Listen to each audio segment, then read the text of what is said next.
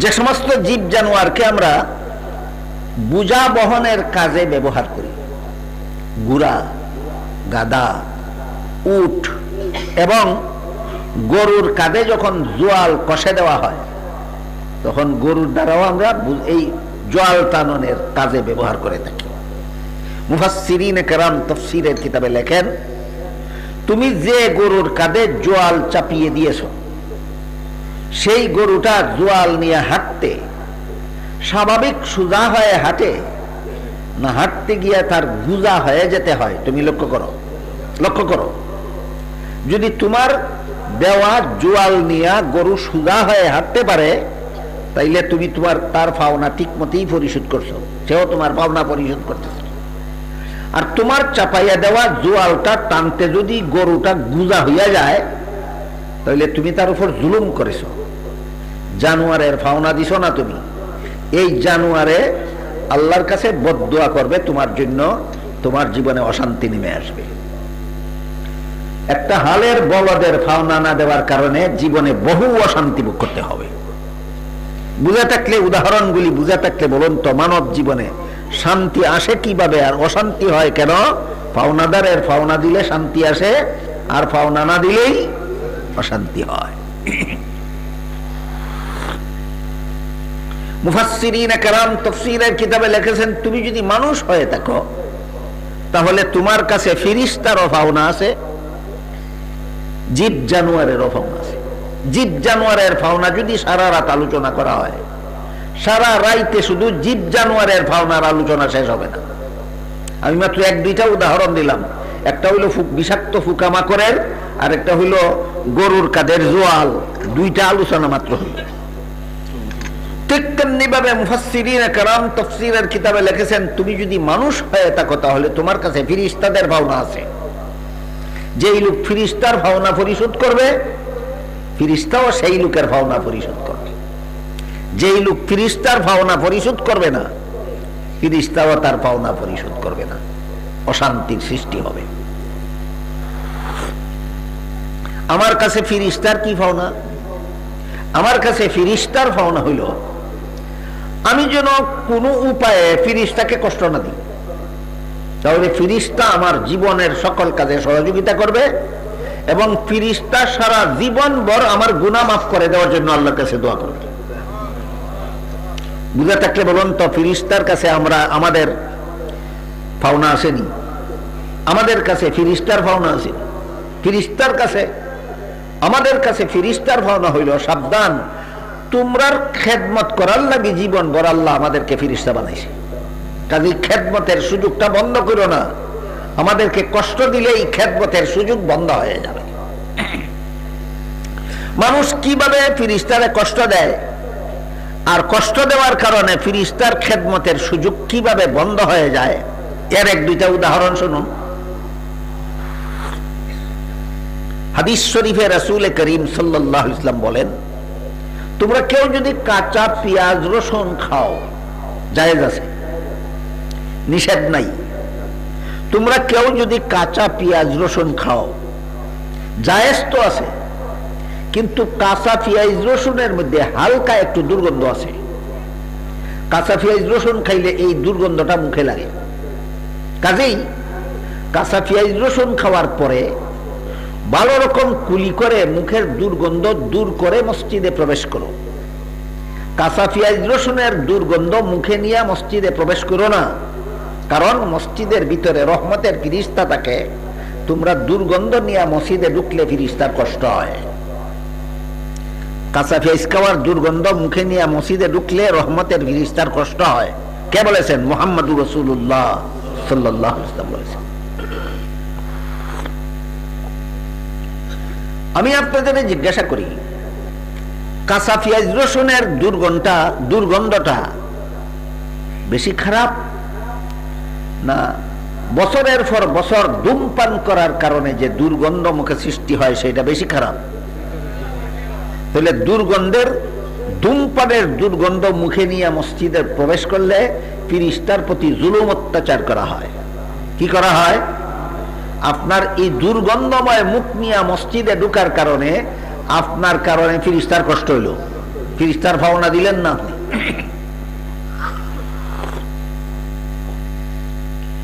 আরেক হাদিসে উল্লেখ আছে রাসূল করিম সাল্লাল্লাহু আলাইহি ওয়াসাল্লামের কাছে একদিন জিবরিল ফিরিস্তা আসলেন।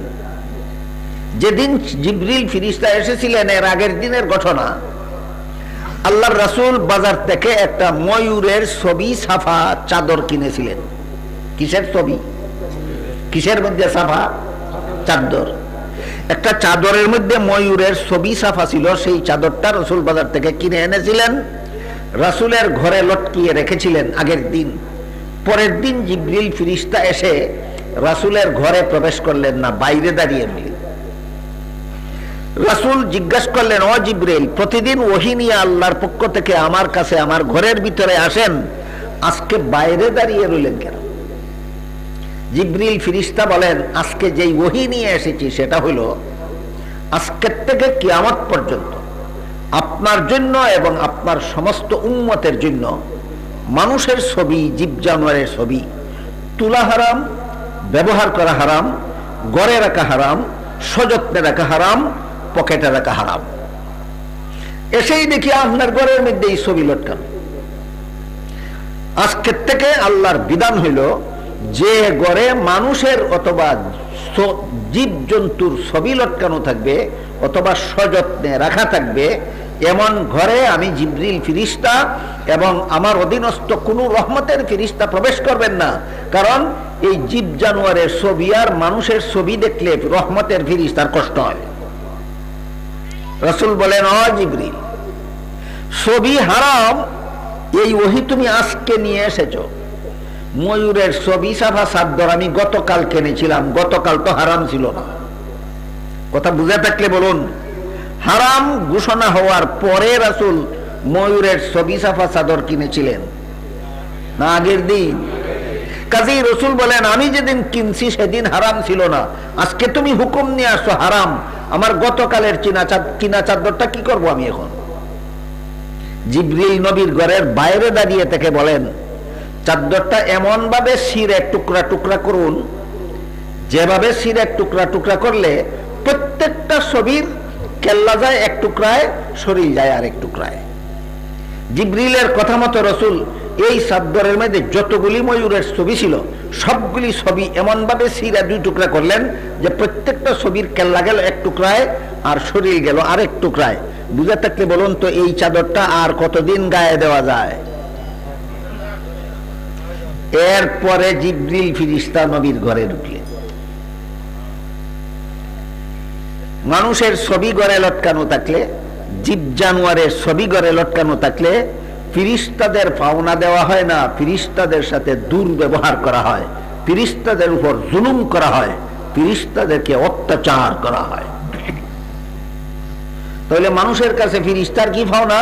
তোমরা এই সমস্ত অন্যায় কাজ করে আমাদেরকে কষ্ট দিও না, আমরা তোমাদের সেবা 24 ঘন্টা আমরা ফিরিস্তারা তোমাদের সেবায় নিয়োজিত থাকি, আমাদের কষ্ট দিলে আমাদের সেবা করার কাজে ব্যাঘাত হয়। এবার আমরা একটু বোঝার চেষ্টা করি, ফিরিস্তারে যদি কষ্ট দিয়ে আমার ঘর থেকে বের করে দেই, তাহলে ফিরিস্তার যে সমস্ত সেবার থেকে আমি বঞ্চিত থাকব, এই সমস্ত সেবার মধ্যে একটা সেবার উদাহরণ দেই, শোনো।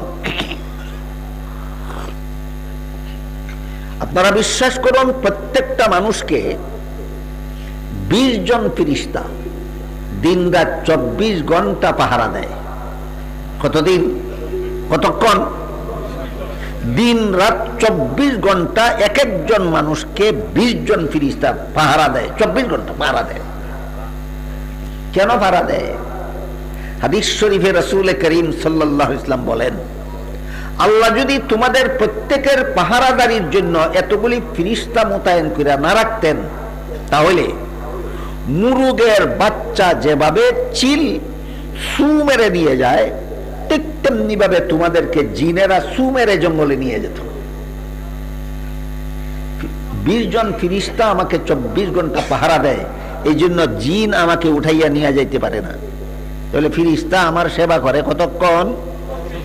24 ঘন্টা।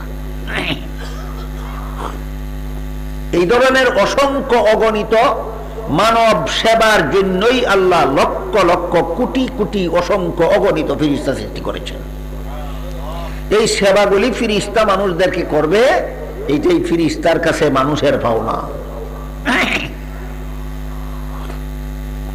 ফিরিস্তা মানুষের যত সেবা করে এর মধ্যে সবচেয়ে বড় সেবা যেটা করে, এবার সেটা শুনুন, ফিরিস্তা মানুষকে সবচেয়ে বড় সেবাটা কোনটা করে?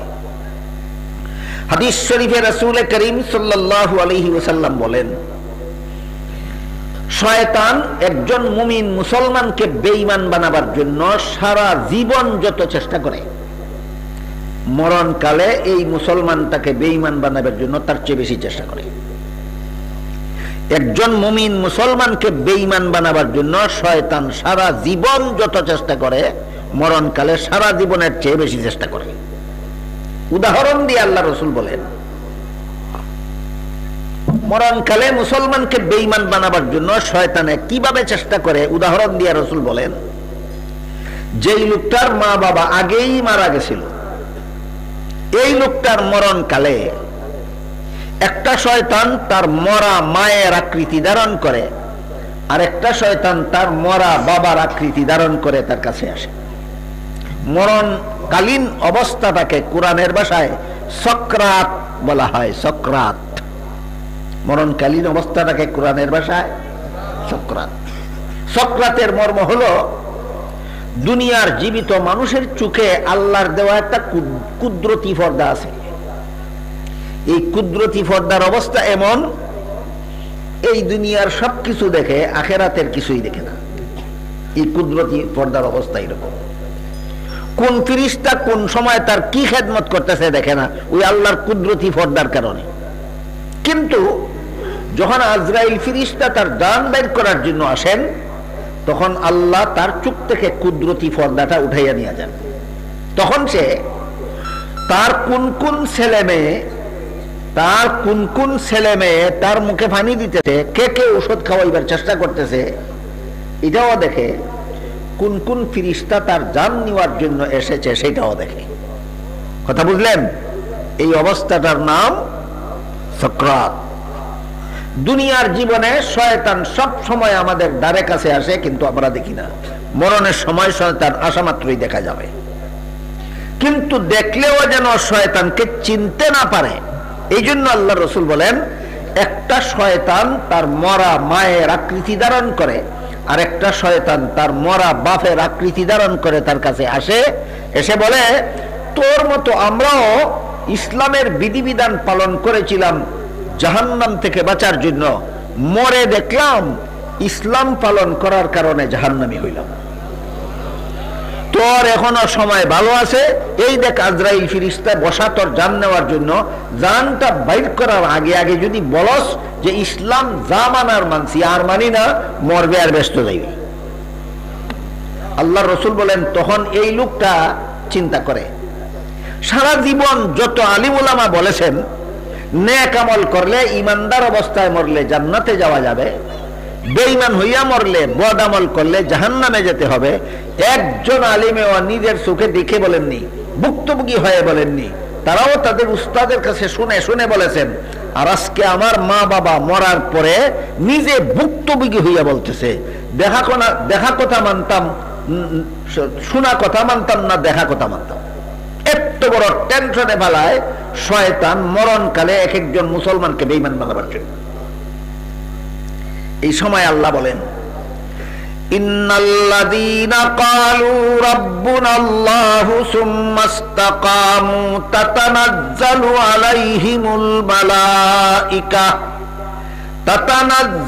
আলাইহিমুল মালাইকাতু আল্লা তাখাফু ওয়া লা তাহজানু ওয়া আবশিরু বিল জান্নাতিল্লাতী কুনতুম তুআদুন। আল্লাহ বলেন, যারা আল্লাহকে রব স্বীকার করার পর সকরাত পর্যন্ত আল্লাহর বিধান পালনে অটল থাকে। কোন পর্যন্ত? সকরাত পর্যন্ত যারা আল্লাহর বিধান পালনে অটল থাকে, এদেরকে মরণকালে শয়তান যত চক্রান্ত করুক না কেন বেঈমান বানাবার জন্য, আমি রহমতের ফিরিস্তা পাঠিয়ে এদেরকে ঈমান নিয়ে মরণের জন্য সাহায্য করব। এটা হইল মুমিন মুসলমানকে ফিরিস্তারা যত সেবা দিয়া থাকে, এই সেবাটা হইল সর্বশ্রেষ্ঠ এবং সর্বশেষ সেবা। মানুষকে ফিরিস্তারা যত সেবা দেয়, যত সেবা করে, এর মধ্যে মুমিন মুসলমানের জন্য ফিরিস্তাদের এই হইল সর্বশেষ সেবা, সর্বশ্রেষ্ঠ সেবা। যে শয়তান তোমার মরা মায়ের সুরত দিলে তোমার যেন বেঈমান বানাইতে না পারে, শয়তান তোমার মরা বাপের সুরত দিলে তোমাকে যেন মরণকালে ঈমান ডাকাতি করতে না পারে, রহমতের ফিরিস্তা এসে তোমাকে শয়তানের দুকাত থেকে বাঁচাবে এবং ঈমান নিয়ে মরণের কাজে সাহায্য করবে। মুফাসসিরিনে কেরাম আয়াতের ব্যাখ্যায় লিখেছেন, আল্লাহর রহমতের ফিরিস্তাকে দেখা মাত্রই ওই সক্রাতগ্রস্ত লোকটা চিনে ফেলে যে এটা তো আমার মা না, এটা শয়তানে আমার মায়ের সুরত ধারণ করেছে, ওইটা তো আমার বাবা না, এটা শয়তানে আমার বাবার সুরত ধারণ করেছে। কাজেই এদের কথায় সে আর বেঈমান হয় না। রহমতের ফিরিস্তা একদিকে দেখেই শয়তান চিনে ফেলে, অপরদিকে ফিরিস্তা সরাসরি তাকে বলে ইস্তাকিম। যেমন ভাবে ইসলামের বিধানে বিশ্বাসী ছিলে তুমি সারা জীবন, ঠিক তেমনি ভাবে মরণকালে ইসলামের বিধানে বিশ্বাসী থাকো যদি জান্নাত চাও। এটা হইল মুমিন মুসলমানদেরকে শয়তানে যত সেবা করে এর মধ্যে সর্বশ্রেষ্ঠ সেবা, সর্বশেষ সেবা। বলুন তো, ফিরিস্তাদের কাছে আমাদের কোনো ভাবনা আছে কিনা?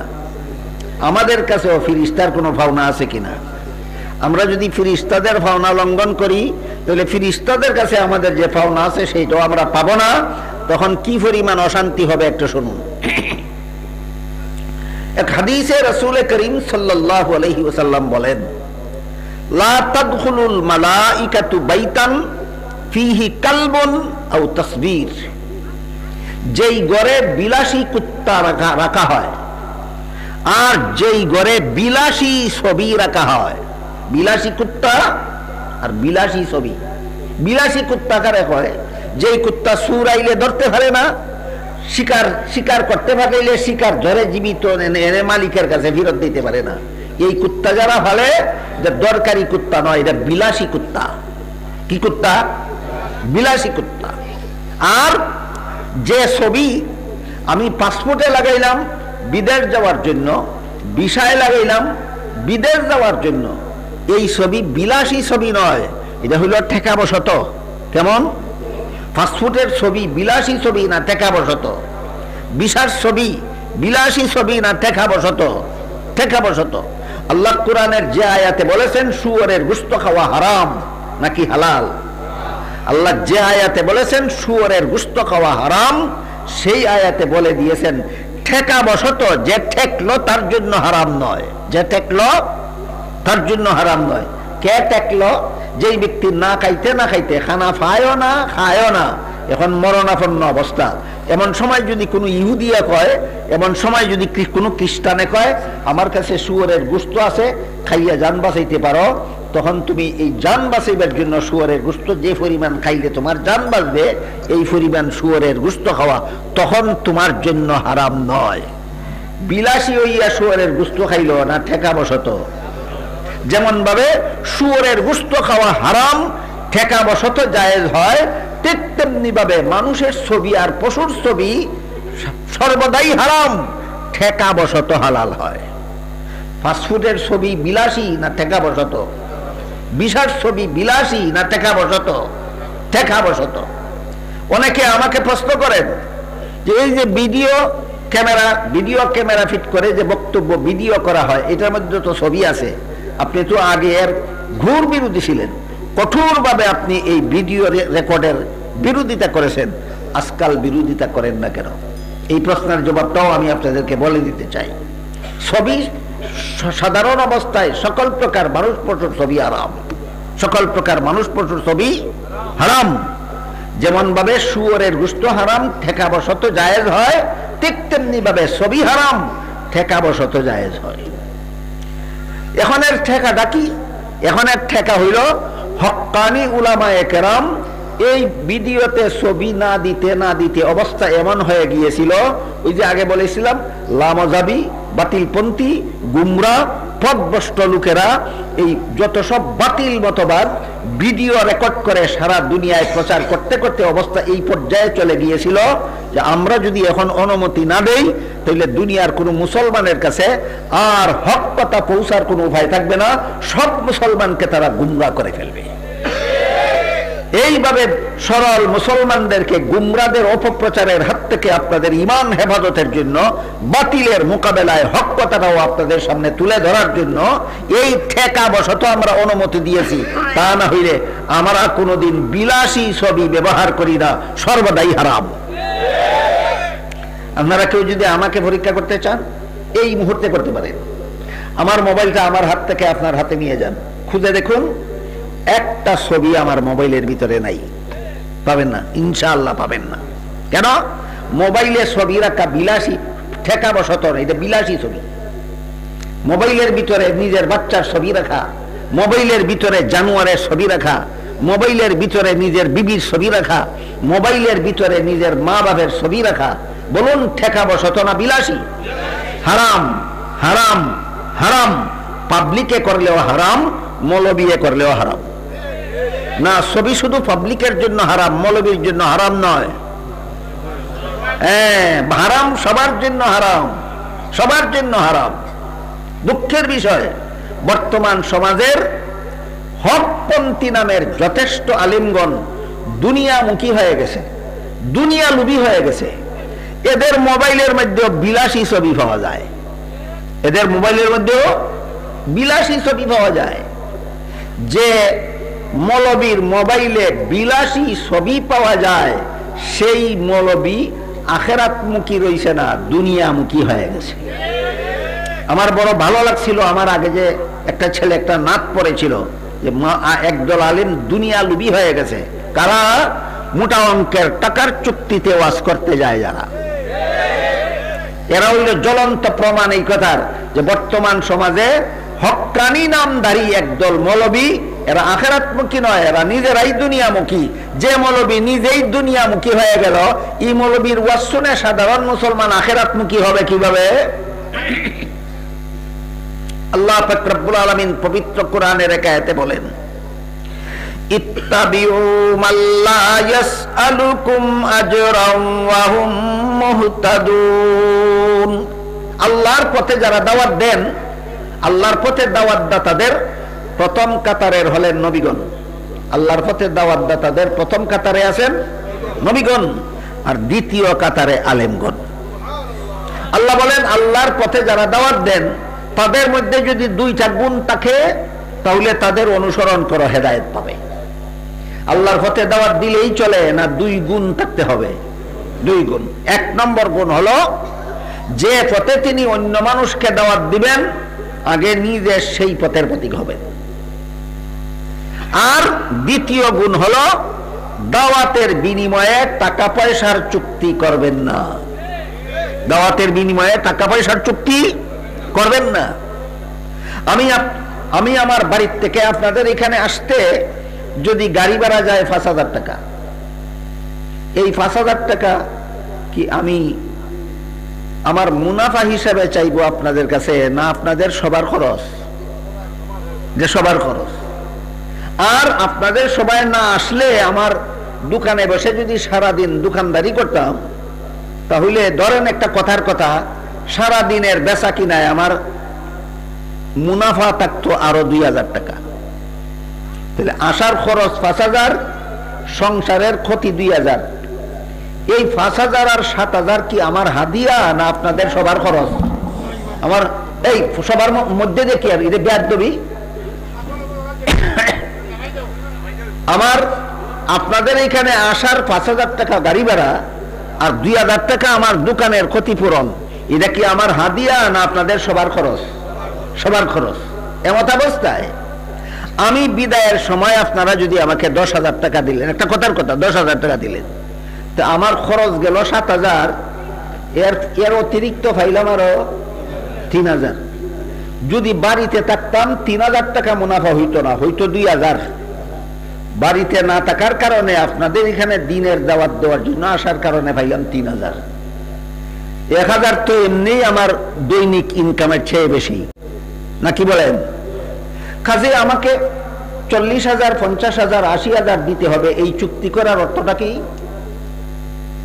আমি কি এখানে না এসে আমার বাড়িতে দোকানদারি করলে একদিনে 40,000 টাকা মুনাফা হইতো? হইতো না। আপনাদের এখানে আসা যাওয়ার কারণে কি আমার 40,000 টাকা খরচ হয়ে গেছে? হইছে না। দাবি কেন করে? একমাত্র কারণ এই মৌলবী আখিরাতমুখী না, এই মৌলবী দুনিয়ামুখী। এই মৌলবী মানুষের হেদায়েতের জন্য ওয়াজ করে না, এই মৌলবী পকেট গরম করার জন্য ওয়াজ করে। এদের ওয়াজে মানুষের হেদায়েত হবে না।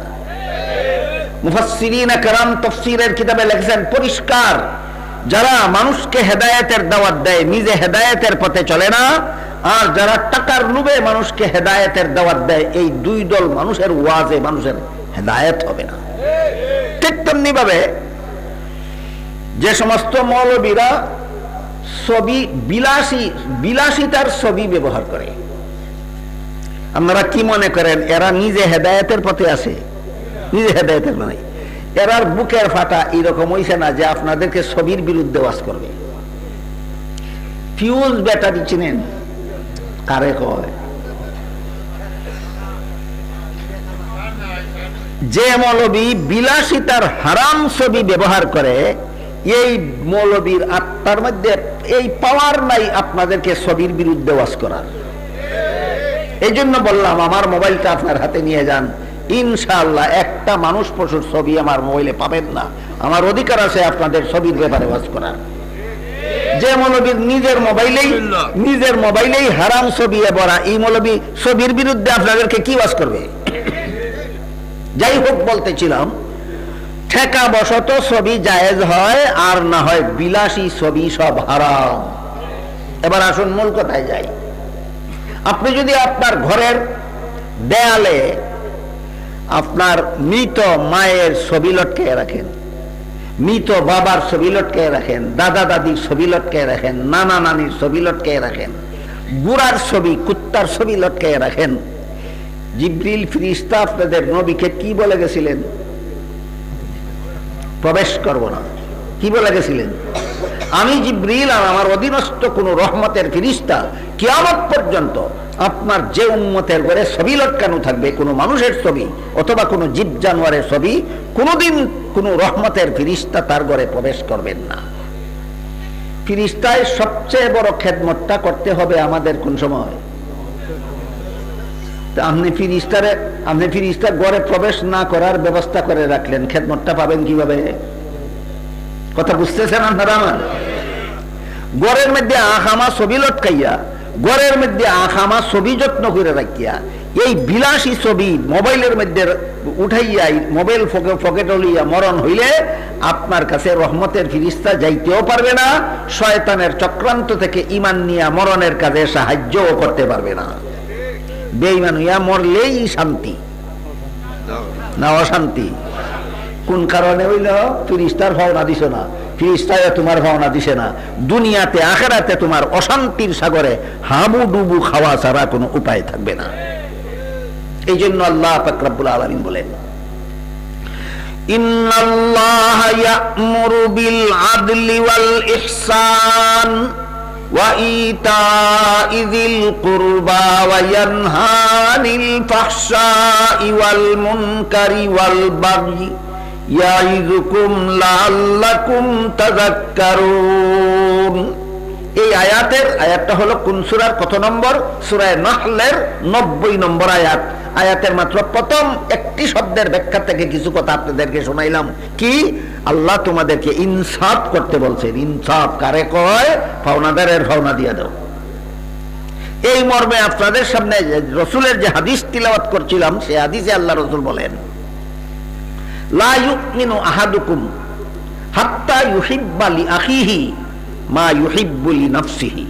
এই হাদিসের মর্ম হলো, তোমার পাওনা অন্য লোকে না দিলে তোমার যেমন অশান্তি হয়, তুমিও অন্য লোকের পাওনা না দিলে তারও অশান্তি হয়। কাজেই তুমি যেভাবে পছন্দ করো না যে তোমার পাওনা না দিয়া কেউ তোমার জীবনে অশান্তি ঘটাক, ঠিক তেমনি ভাবে তুমিও কারো পাওনা না দিয়া কারো জীবনে অশান্তি ঘটাইও না, তাইলে গোটা সমাজটাই শান্তির সমাজে রূপান্তরিত হয়ে যাবে। ঘটনা মনে আছে কিনা? বাপে ছেলের পাওনা দিছিল না 7ম দিনে, মনে আছে? ছেলেও বাপের পাওনা দেয় না 27 বছরে। অশান্তি কার কার? উভয়ের। কেন? বাপে দিছে না ছেলের প্রাপ্য, ছেলে দিছে না বাপের প্রাপ্য। এই জন্য সূরা নাহলের 90 নম্বর আয়াতের প্রথম অংশ, ইনসাফ করো ইনসাফ, এই ইনসাফের তাফসীরের দ্বারা এই কথা সুস্পষ্টভাবে প্রমাণিত যে মানব জীবনের সকল প্রকার শান্তি নির্ভর করে পাওনাদারের পাওনা দেওয়ার উপর, আর সকল প্রকারের অশান্তি নির্ভর করে পাওনাদারের পাওনা না দেওয়ার উপর। এই জন্য মুফাসসিরিনে কেরাম সূরা নাহলের 90 নম্বর আয়াতে লিখেছেন, তুমি যদি ইমাম হয়ে থাকো তোমার কাছে মুক্তাদির পাওনা আছে, তুমি যদি মুক্তাদি হয়ে থাকো তোমার কাছে ইমামের পাওনা আছে, তুমি যদি মা বাবা হয়ে থাকো তোমার কাছে সন্তানের পাওনা আছে, তুমি যদি সন্তান হয়ে থাকো তোমার কাছে মা বাবার পাওনা আছে, তুমি যদি আলেম হয়ে থাকো তোমার কাছে আওয়ামের পাওনা আছে, তুমি যদি আওয়াম হয়ে থাকো তোমার কাছে আলিমের পাওনা আছে, তুমি যদি উস্তাদ হয়ে থাকো তোমার কাছে ছাত্রের পাওনা আছে, তুমি যদি ছাত্র হয়ে থাকো তোমার কাছে উস্তাদের পাওনা আছে, তুমি যদি পীর হয়ে থাকো তোমার কাছে মুরিদের পাওনা আছে, তুমি যদি মুরিদ হয়ে থাকো তোমার কাছে পীরের পাওনা আছে, তুমি যদি স্বামী হয়ে থাকো তোমার কাছে স্ত্রীর পাওনা আছে, তুমি যদি স্ত্রী হয়ে থাকো তোমার কাছে স্বামীর পাওনা আছে, তুমি যদি মানুষ হয়ে থাকো তোমার কাছে জীব জানোয়ারেরও পাওনা আছে, ফিরিস্তাদেরও পাওনা আছে। দিলেই শান্তি, না দিলেই অশান্তি। শান্তি অশান্তির চাবিকাঠি পাওনাদারের পাওনা দেওয়া না দেওয়া। যেমন ভাবে আমি পছন্দ করি না যে আমার পাওনা না দিয়া কোনো মানুষ আমাকে কষ্ট দিবে, এটা যেমন আমি পছন্দ করি না, আল্লাহ রাসূল বলেন তুমিও কোনো মানুষের পাওনা না দিয়া তাকে অশান্তিতে ফেলো, এইরকম করলে আমিও তোমাকে ইমানদার হিসাবে পছন্দ করি না। তোমাদের কেউই ইমানদার হতে পারবে না ততক্ষণ পর্যন্ত যতক্ষণ পর্যন্ত তুমি অন্য লোকের থেকে যে অন্যায় আচরণ তুমি পছন্দ করো না, তুমিও অন্য লোকের সাথে সেই অন্যায় আচরণ করতে পারো না, তবেই তোমাদের জীবনে শান্তি প্রতিষ্ঠিত হবে। আমি কারো সাথে অন্যায় আচরণ করে তাকে অশান্তি দেব না, আর অন্যরাও যেন আমার সাথে অন্যায় ব্যবহার করে অশান্তি না দেয়, এই কথার একটা কন্টাক্ট আছে। কি আছে? কন্টাক্ট। কন্টাক্টটা কি? হাদিস শরীফে রাসূল করিম সাল্লাল্লাহু আলাইহি ওয়াসাল্লাম বলেন, এক মুসলমান আর এক মুসলমানের সাথে সাক্ষাৎ হওয়া মাত্রই বলো আসসালামু আলাইকুম, বলো আসসালামু আলাইকুম।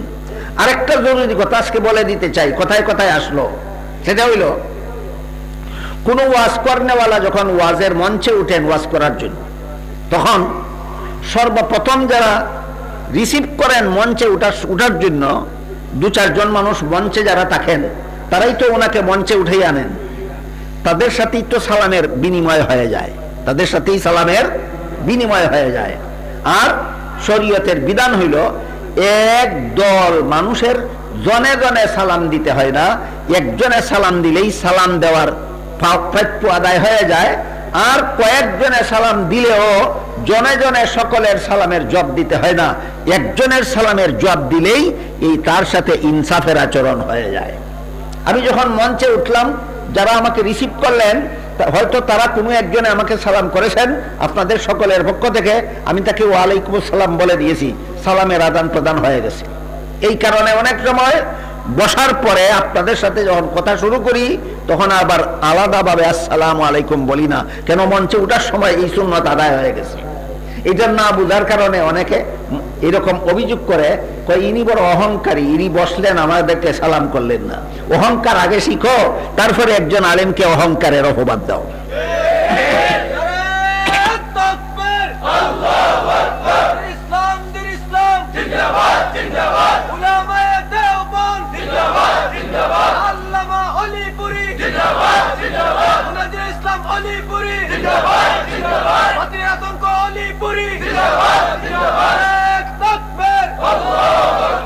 আরেকটা নেহায়েত জরুরি কথা আজকে বলে দিই, এগুলি সচরাচর আমি বলি না, সেটা হইল যখন কোরআন হাদিসের কথা কেউ বলতে থাকেন তখন অন্য কোনো আওয়াজ এমন ভাবে দেওয়া যে আওয়াজের দ্বারা কোরআন হাদিসের কথার আওয়াজে ডিস্টার্ব হয়, এটা স্বয়ং আল্লাহর সাথে এবং স্বয়ং রাসূলের সাথে বেয়াদবি। যিনি কোরআনের কথা বলতেছেন, হাদিসের কথা বলতেছেন, তার কথার মধ্যে ব্যাঘাত হওয়ার মতো ভিন্ন কেউ কোনো আওয়াজ দিয়া কোনো কাজ করা, আল্লাহর সাথে সরাসরি বেয়াদবি হয়, রাসূলের সাথে সরাসরি বেয়াদবি হয়। এই কথাটা আমাদের সকলের জানা না থাকার কারণে আরেকটা পরিস্থিতি সমাজে তৈরি হইতেছে। সেটা হইল, একজন আলেম আপনাদের সামনে বসে কোরআন হাদিসের কথা বলতেছেন, আরেকজন আলেম স্টেজে আসার জন্য আসতেছেন। আপনারা সংবাদ পাইলেন, সংবাদ পাইয়া ইনি যে কোরআন হাদিসের কথা বলতেছেন, এই বলার মধ্যে ডিস্টার্ব দিয়া আপনারা অমুক হুজুর জিন্দাবাদ কইয়া সবাই স্লোগান দিলেন। বলেন কোন কাজের দ্বারা কোন কাজে ব্যাঘাত করলেন? একজন আলিমকে ধন্যবাদ দেওয়ার জন্য আল্লাহর কথায় ব্যাঘাত সৃষ্টি করলেন, রাসূলের কথায় ব্যাঘাত সৃষ্টি করলেন।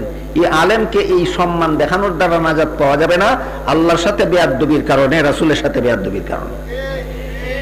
যিনি কথা বলতেছেন ইনি কথা বন্ধ করলে আপনারা আরেকজনকে মারহাবা, ধন্যবাদ, আগমন, জিন্দাবাদ ইচ্ছা মতো বলতে পারেন।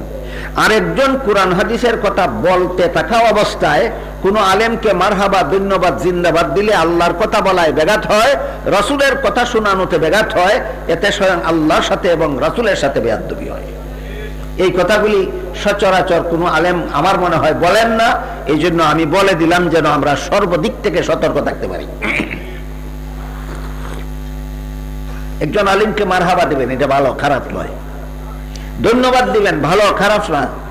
তবে কোন আলিম যদি আপনাদের মারহাবা, ধন্যবাদ পাওয়ার অপেক্ষায় থাকেন, জঘন্যতম খারাপ।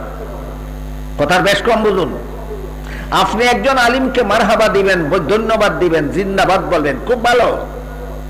কিন্তু আমি যদি এই অপেক্ষায় থাকি যে মানুষ আমাকে মারহাবা বলুক, মানুষ আমাকে ধন্যবাদ বলুক, মানুষ আমাকে জিন্দাবাদ বলুক, জঘন্যতম খারাপ।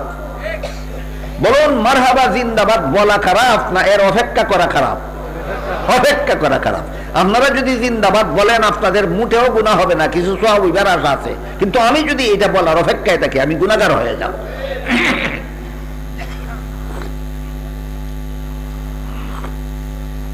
বলতেছিলাম এই যে শান্তি প্রতিষ্ঠা, পরস্পরে পরস্পরের প্রাপ্য পরিশোধ করা, শান্তি প্রতিষ্ঠার চাবিকাঠি, এর একটা কন্ট্যাক্ট আছে। কি আছে বলছিলাম? কন্ট্যাক্ট। কন্ট্যাক্টটা কি? কন্ট্যাক্ট হলো, আল্লাহ রাসূল বলেন, এক মুসলমানের সাথে সাক্ষাৎ হওয়া মাত্রই বলবে আসসালামু আলাইকুম। বস, সাক্ষাৎ হওয়া মাত্রই বলবে আসসালামু আলাইকুম। এটা হলো একতরফা কন্ট্যাক্ট। এটা হলো একতরফা কন্ট্যাক্ট। যাকে আসসালামু আলাইকুম বলল তার জন্য ওয়াজিব হয়ে যায় ওয়ালাইকুম আসসালাম বলা। তার জন্য ওয়াজিব হয়ে যায় ওয়ালাইকুম আসসালাম বলা। যখন দ্বিতীয় পক্ষ ওয়ালাইকুম আসসালাম বলে দিল, সমাজে শান্তি প্রতিষ্ঠার জন্য দুইজন মুসলমান চুক্তিবদ্ধ হয়ে গেল। এবার শুনুন সেটা কিভাবে, নাকি অনেক সময় লম্বা করে ফেলেছি, আপনাদের বিরক্তির কারণ হইতেছে? তাইলে শুনুন কিভাবে। আমি আপনাকে আসসালামু আলাইকুম বললাম, আপনি আমাকে ওয়ালাইকুম আসসালাম বললেন। খুব সংক্ষিপ্ত সালামের আদান প্রদান এই দুই বাক্যের দ্বারা, আসসালামু আলাইকুম ওয়ালাইকুম আসসালাম। কেউ ইচ্ছা করলে আসসালামু আলাইকুম ওয়া রাহমাতুল্লাহ বলতে পারে, জবাব দেনেওয়ালা ওয়ালাইকুম আসসালাম ওয়া রাহমাতুল্লাহ বলতে পারে। কিন্তু কেউ যদি আসসালামু আলাইকুম ওয়া রাহমাতুল্লাহি ওয়া বারাকাতুহু পর্যন্ত বলে ফেলে, তাহলে জবাব দেনেওয়ালা এর থেকে বেশি বলার সুযোগ নাই। এই জন্য উচিত নয় সালামদাতা ওয়া বারাকাতুহু পর্যন্ত বলা উচিত নয়। কারণ আল্লাহ কুরআনে বলেছেন, তোমাকে যত শব্দের দ্বারা সালাম করেছে তুমি এর থেকে অতিরিক্ত শব্দের দ্বারা জবাব দিতে পারলে উত্তম। কিন্তু ওয়া বারাকাতুহু পর্যন্ত সালাম দেনেওয়ালা বলে ফেললে অতিরিক্ত শব্দের দ্বারা জবাব দিয়া উত্তম পদ্ধতি গ্রহণ করার পথটা বন্ধ করে দেওয়া হয়। এই জন্য সালামদাতার জন্য পদ্ধতি হইল, সুন্নতি তরিকা হইল দুইটা। একটা হইল আসসালামু আলাইকুম বলুন, আর না হয় আসসালামু আলাইকুম ওয়া রাহমাতুল্লাহ বলুন। ওয়া বারাকাতুহু আপনি বলবেন না। জবাবদাতার জন্য বারাকাতুহু শব্দটা রিজার্ভ রাখুন, এইটা সুন্নত। কথা বুঝলেন কিনা? জবাবদাতার জন্য বারাকাতুহু শব্দটা রিজার্ভ রাখুন। এবার জবাবদাতা যদি আপনি বলেন আসসালামু আলাইকুম, জবাবদাতাও যদি বলে ওয়ালাইকুম আসসালাম, সমানে সমান হইল। জবাবদাতা যদি ওয়ালাইকুম আসসালাম ওয়া রাহমাতুল্লাহ বলে উত্তম হইল। আপনি যদি আসসালামু আলাইকুম ওয়া রাহমাতুল্লাহ বলেন, জবাবদাতাও যদি ওয়ালাইকুম আসসালাম ওয়া রাহমাতুল্লাহ বলে, জবাব আদায় হয়ে গেল। কিন্তু জবাবদাতা যদি ওয়া বারাকাতুহু বলে, তাহলে উত্তম পদ্ধতিতে জবাব দেওয়া হইল। মোট কথা, একজনে সালাম করলো আর একজনে জবাব দিল। এই দুইজন মুসলমানের সাক্ষাতে একজনের দুইজনের সালাম আদান প্রদানের দ্বারা মুফাসসিরিনে কেরাম লেখেন যে আমরা দুইজন সামাজিক শান্তি চুক্তিতে আবদ্ধ হলাম। একজন মুসলমান আর একজন মুসলমানকে বলল আসসালামু আলাইকুম, আর একজন মুসলমান জবাবে বলল ওয়ালাইকুম আসসালাম। এর মানে হলো আমরা দুইজন সামাজিক চুক্তিবদ্ধ হলাম, সামাজিক শান্তির সমাজ গড়ার চুক্তিতে আবদ্ধ হলাম। এবার শুনুন কিভাবে, যদি একটু ধৈর্য ধরে শুনেন তাহলে বলবো। একজন মুসলমান আর একজন মুসলমানকে সালাম দিল, সেই মুসলমান তার সালামের জবাব দিল। মুফাসসিরিনে কেরাম লেখেন এই দুইজনে চুক্তিবদ্ধ হইল যে আমরা মুসলমানের সমাজে শান্তি প্রতিষ্ঠা করব। এবার শুনুন কিভাবে। আসসালামু আলাইকুম কথার তিনটা অর্থ আছে। কটা অর্থ? তিনটা অর্থ। এক নম্বর, আল্লাহর যত নাম আছে এর মধ্যে একটা নাম আসসালাম। আল্লাহর যত নাম আছে এর মধ্যে একটা নাম আসসালাম। এমত অবস্থায় আসসালামু আলাইকুমের অর্থ হলো যে তোমরা যে আল্লাহর নাম সালাম সেই আল্লাহর স্মরণ রাখো, আল্লাহকে স্মরণ রাখো। যে আল্লাহর নাম সালাম সেই আল্লাহকে স্মরণ রাখো। জবাব দেনেওয়ালায় যখন বলবে ওয়ালাইকুম আসসালাম, হ্যাঁ আমিও আল্লাহর স্মরণ রাখি, তোমাকেও আল্লাহর স্মরণ রাখার দাওয়াত দেয়, তাইলে দুজন চুক্তিবদ্ধ হইল যে আমিও আল্লাহকে ভুলে যাব না কখনো, তুমিও আল্লাহকে ভুলে যাবে না কখনো। এই চুক্তি যখন হয়ে গেল তাহলে আল্লাহর নির্দেশ হইল ফাওনাদারের ফাওনা দাও। আমরা দুজন আসসালামু আলাইকুম ওয়ালাইকুম আসসালামের দ্বারা ফাওনাদারের ফাওনা দিব, কারো কোনো ফাওনাদারের ফাওনা কোনো দিন লঙ্ঘন করবে না। এই চুক্তিতে আমরা দুজন আবদ্ধ হলাম, সুতরাং আমাদের দ্বারা সমাজে অশান্তির কোনো কাণ্ড ঘটতে পারে না। গেল আসসালামু আলাইকুমের প্রথম নম্বর অর্থ।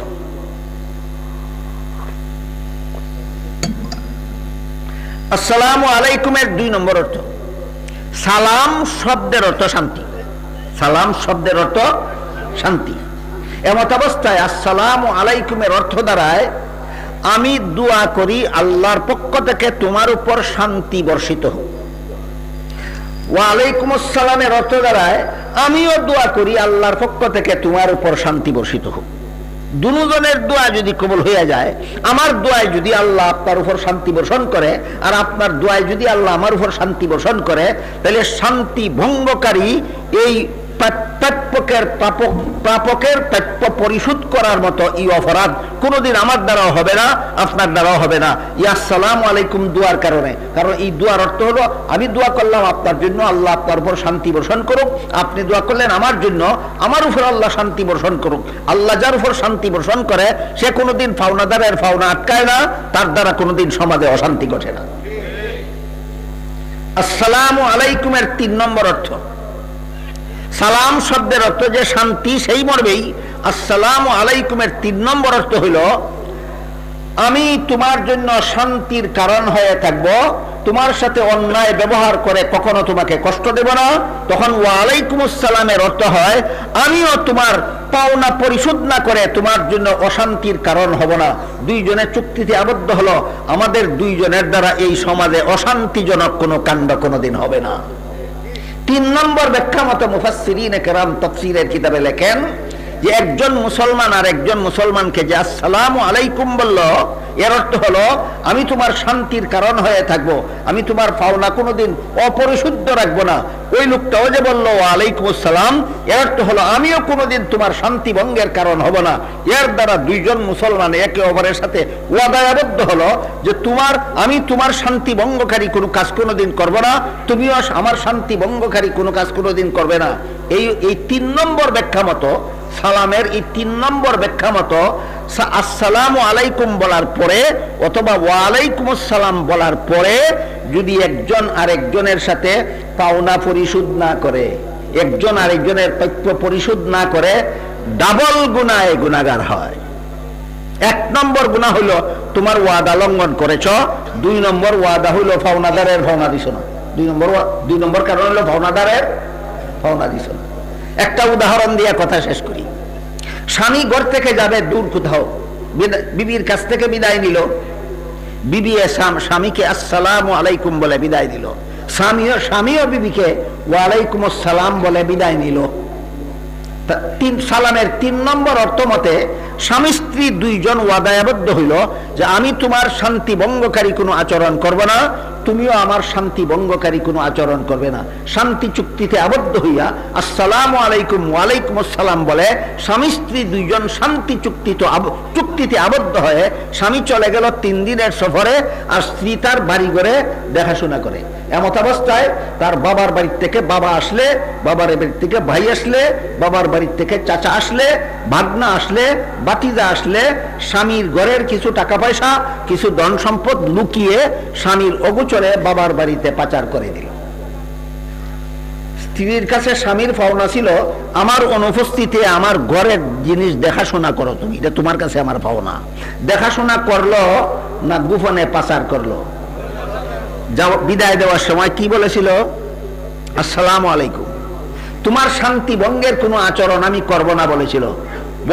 তুমি শান্তি ভঙ্গের আচরণ করবে না, করলে তো কাজে এখানে তোমার ডাবল গুনাহ। একটা হইলো স্বামীর ঘরের মাল কেন বাপের বাড়ি পাচার করছো, এটার গুনাহ। আর একটা হইলো আসসালামু আলাইকুম বলে যে চুক্তি করেছিলে তোমার স্বামীর সাথে, চুক্তি ভঙ্গের গুনাহ।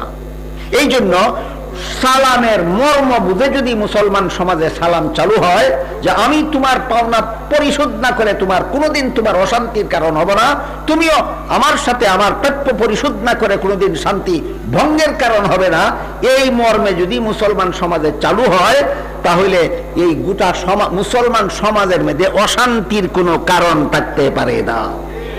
এই জন্য হাদিস শরীফে রাসূল নির্দেশ দিয়ে বলেন আফসুস সালাম, আফসুস সালাম, সমাজের মধ্যে সালামের প্রসার করো। মুনাফিকি সালাম নয়, দুঃখবাদী সালাম নয়, সালামের দাবি পুরা করো। সালামের দাবি ছিল আমি তোমার সাথে শান্তি ভঙ্গকারী কোনো আচরণ করব না, তোমার জবাবের দাবি ছিল আমার সাথে শান্তি ভঙ্গকারী কোনো আচরণ করবে না। সালামের মর্ম বুঝে যদি মুসলমানগণ সমাজে সালাম চালু করে তখনও পাওনাদারের পাওনা আটকা পড়ে না, সকল পাওনাদারের পাওনা পরিশোধ হয়ে যায়। এইটাই হলো সমাজে শান্তি প্রতিষ্ঠার একমাত্র পথ। আল্লাহ আপনাদের আমাদের সবাইকে সমাজের শান্তি প্রতিষ্ঠার যে নিয়ম নীতি কোরআনে হাদিসে আল্লাহ এবং আল্লাহর রসুল আমাদেরকে বুঝালেন, শিখালেন, সেই অনুপাতে আল্লাহর শিখানো পদ্ধতিতে রসুলের শিখানো তরিকা মতে আমাদের সমাজে সকল প্রাপকের প্রাপ্য পরিশোধের মাধ্যমে সমাজে শান্তি প্রতিষ্ঠার তৌফিক আল্লাহ আমাদের সবাইকে দান করুন। সবাই বলুন আমিন। সুবহান রাব্বিকা রাব্বিল ইজ্জাতি আম্মা ইয়াসিফুন ওয়া সালামুন আলাল মুরসালিন আলহামদুলিল্লাহি রাব্বিল আলামিন।